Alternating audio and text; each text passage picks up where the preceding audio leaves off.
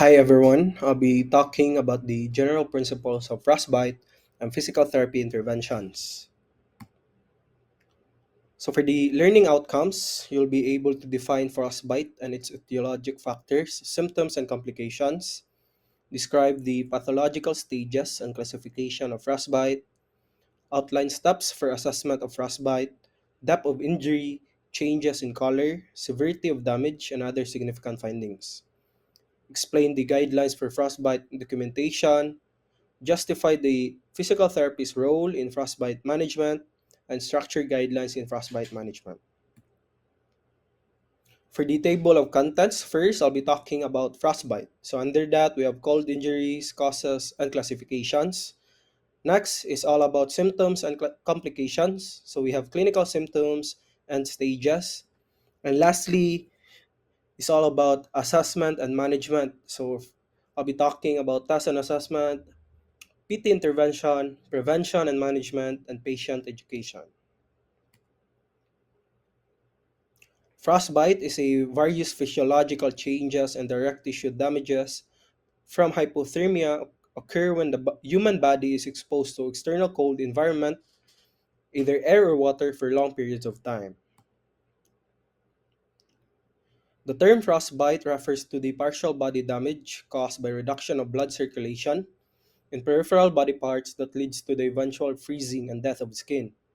The primary cause of this skin ailment is inadequate blood circulation due to capillary freeze. So it so if it's partially if partially affected the body, it can be called frostbite.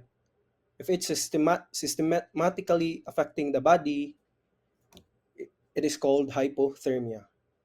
So for the causes, we have fat shortage, old age, living on streets, drug or alcohol addiction, heart diseases, smoke, and being exposed to cold weather with inadequate clothing. So here we have the different physiological changes of the body in terms of temperature. So we have 41 degrees Fahrenheit or 5 degrees Celsius. So the human body fails to control body temperature. At 32 degrees Fahrenheit or 0 degrees Celsius, or 35.6 to 50 degrees Fahrenheit or 2 to 10 degrees Celsius, soft tissues get frozen, causing inadequate blood circulation. At 95 degrees Fahrenheit or 35 degrees Celsius, fatigue, weariness, and failure of proper thinking. At 86 degrees Fahrenheit or 30 degrees Celsius, awareness, ambiguity, and arrhythmia. And lastly, at 78.8 degrees Fahrenheit or 26 degrees Celsius, dies. Now for the non-freezing damage. Non-frozen damage refers to injuries taking place above freezing point and high humidity. So it takes place when there is whole body hypothermia, which means central temperature being below 95 degrees Fahrenheit or below 35 degrees Celsius when measured in the rectum. So trench foot. During World War One, soldiers' feet were exposed to cold, wet trench for a long time, which resulted in trench foot with numb, whitened, softened, cracked, and swollen foot as its symptom. Immersion foot, so not as severe as frostbite, and it arises when marine crews stay in relatively cold ocean water for a long time. Their cutaneous blood vessels get paralyzed and resulted in circulatory insufficiency and tissue damage. It is also it refers to foot skin damage taking place when one's feet stays in 71.6 degrees Fahrenheit or 22 degrees Celsius water or mud for 2 to 10 days. Next, chilblain. So frequently occurs in people who stay in cold environment for a long time, such as market sellers. So for the freezing damage, this is caused by prolonged neglect of physical body under freezing point or low humidity. Frostbite is one of them, and it can be divided into slight and deep frostbite by its symptom. First degree frostbite means damage on the outer skin. So there are no blisters, but it has congested blood and edema.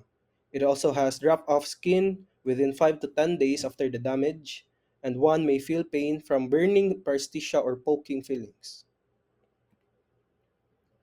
Second degree frostbite, it refers to damage in all layers of the skin.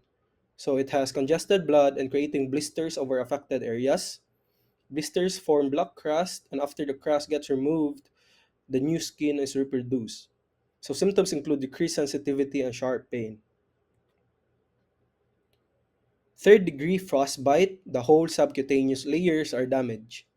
Purple or congestive blisters are formed and black dried crust is formed after affected skin dies. The symptoms include numb skin and sharp pain. For the fourth degree frostbite, the whole hypodermic layers, muscles, and bones are frostbitten. Show few or no edema, severe insensibility, mummification, necrosis, and need to amputate. So patient here feels sore joints. So for the symptoms and classifications, clinical symptoms, frostbite brings pain on the ears, nose, and limb. The more one is exposed to cold or the colder it gets, the more one feels pain and needle pain. Eventually loses skin insensitivity by 80%. Skin looks red in the initial state of coldness, but it becomes pale or blue when it becomes more severe. Superficial frostbite mainly occurs on the face, ears, or fingers and toes. So there are no ice crystal formation or tissue loss. The skin gets pale due to vasoconstriction and positive in hyperthasia around impaired areas.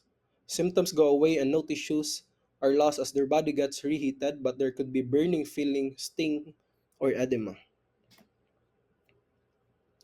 Deep frostbite, severe pain with blisters and necrosis on the whole skin layer.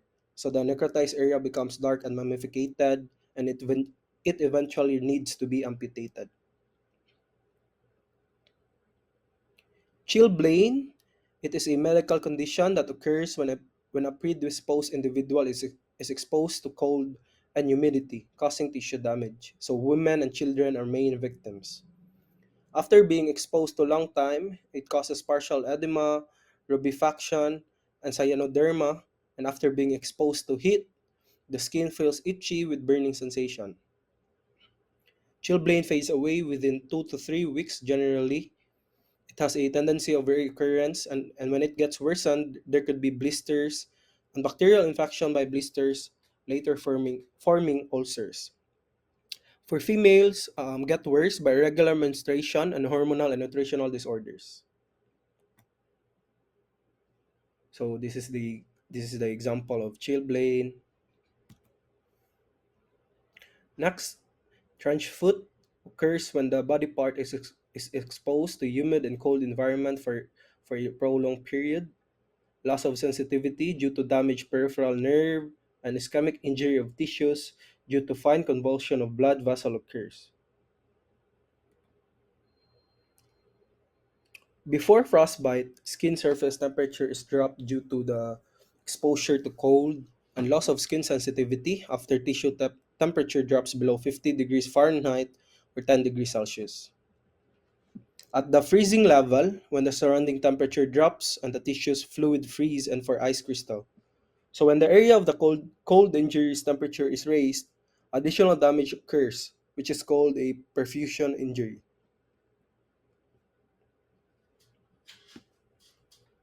So here we have the images of the degrees of frostbite and its layers involved, sign and symptoms, and rewarming.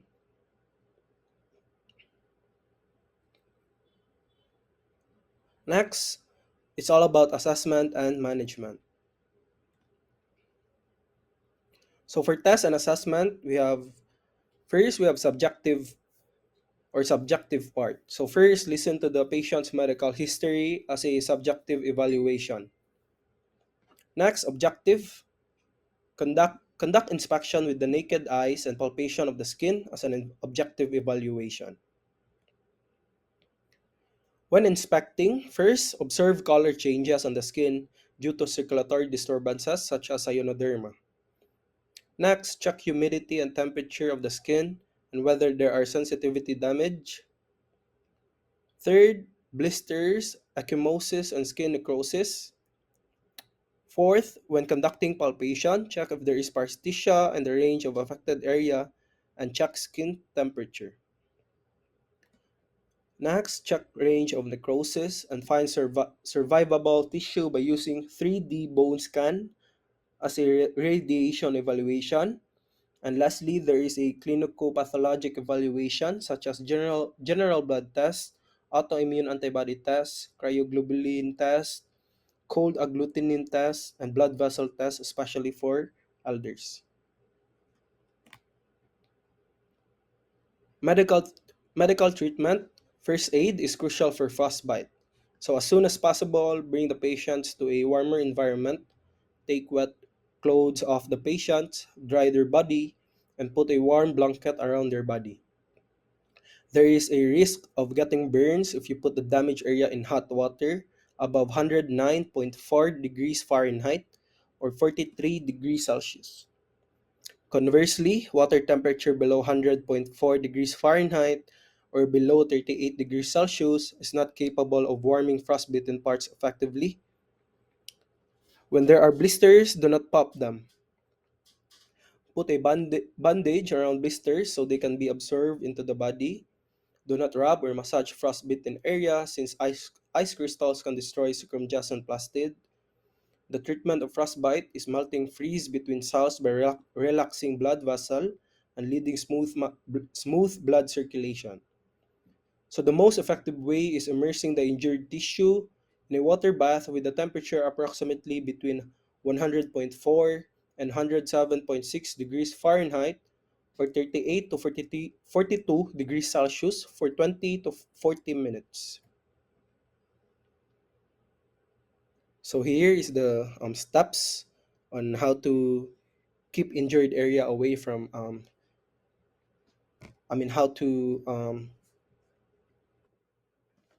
so in continuation for the medical treatment, add hot water so the temperature would not drop and put warm towel around frostbitten ears and face. Put dry sterilized gauze in between fingers and toes to remove remaining water and remove pain and edema by putting frostbitten parts in high position.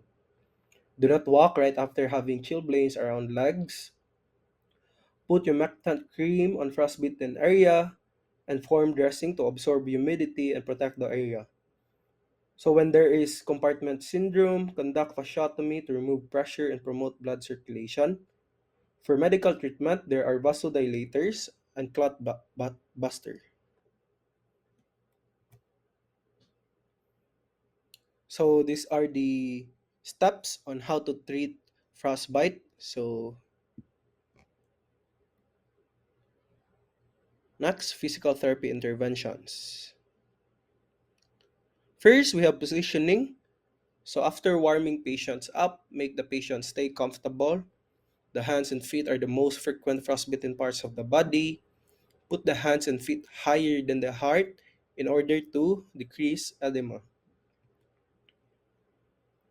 Next, exercise therapy. Use kinesiatrics according to the patient's frostbite stage, isometric and isotonic exercises, passive and active exercises, and resistance and extensional exercises can be used in accordance with the condition of each patient. So consider method, frequency, strength, and time, and use kinesiatrics at least twice a day for 30 minutes each time. So for therapeutic massage, do not massage the affected area in the initial state of frostbite since it can damage circumjacent soft tissue with frozen fractals. However, in the post phase, after amputation or after affected area is healed, therapeutic massage can be applied. Massage is used to prevent synesthesia of soft tissues around affected area and also to improve peripheral blood circulation, reduce edema, and protect skin flap on a cutting part. Massage can lead to thermogenesis as well. So it includes effleurage, kneading, and stroking, and it is advised to be conducted at twice a day, 30 minutes at a time.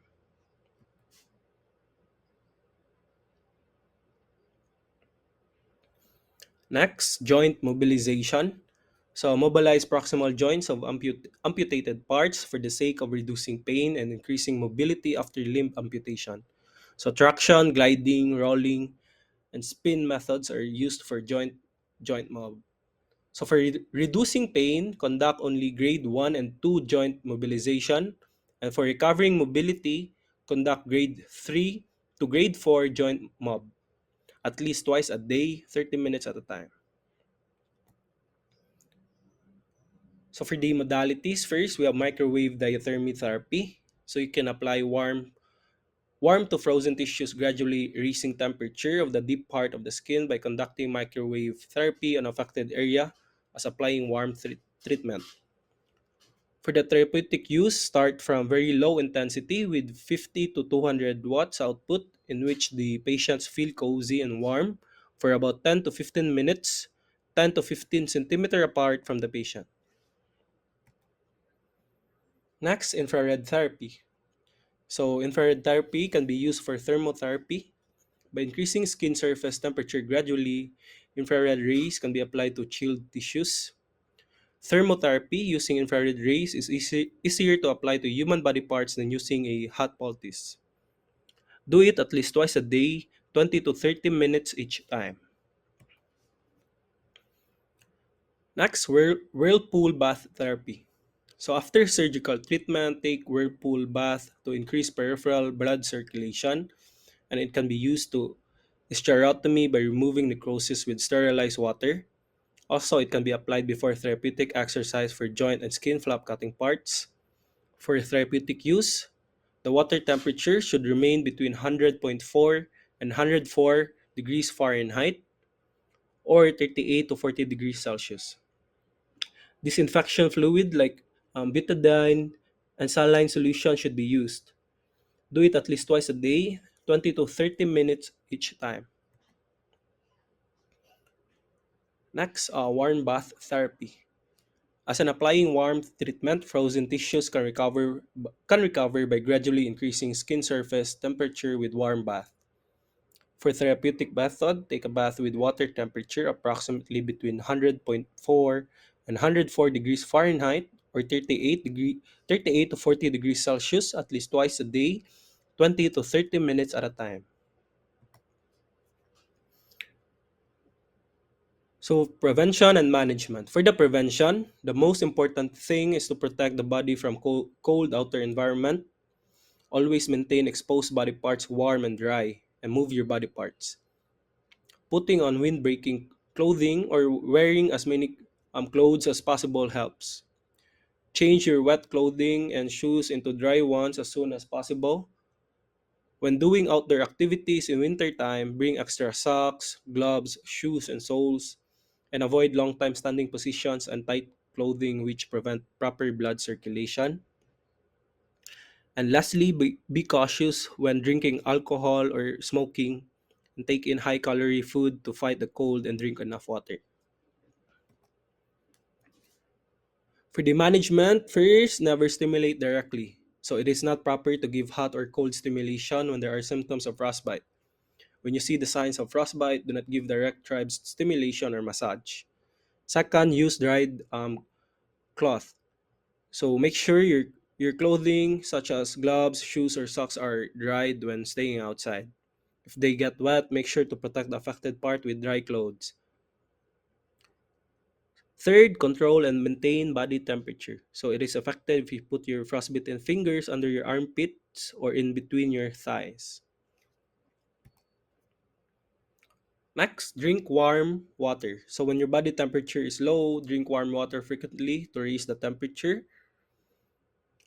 Soak affected area in warm water. So soaking frostbitten area in warm water That's 100.4 to 104 degrees Fahrenheit or 38 to 40 degrees Celsius roughly for 20 minutes will recover frozen capillary time. Patient education. So, patient education should be performed with the purpose of protecting the wound sites of the patients and preventing soft tissue adhesion, which helps patients to maintain their daily lives with minimally restricted joint mobility. Education concerning phantom pain and wearing prosthetic limbs for patients who amputated their hands or feet is needed. So, consider social adjustment and career choice after the treatment. For caregiver education, make sure they do not pop the patient's blisters or massage the affected area soon after it has frostbitten. Keep indoor temperature warm and put extra care on not to apply heat to the area directly. Third, it is crucial that the protector do not massage the patient's affected area on the initial stage of the treatment. Patients should not drink since drinking alcohol leads to hypothermia by releasing body heat due to the blood vessel extension. And lastly, patients should not smoke either since smoking arouses vasoconstriction and disturb blood circulation.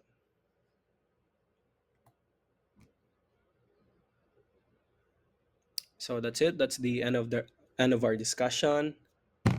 And thank you.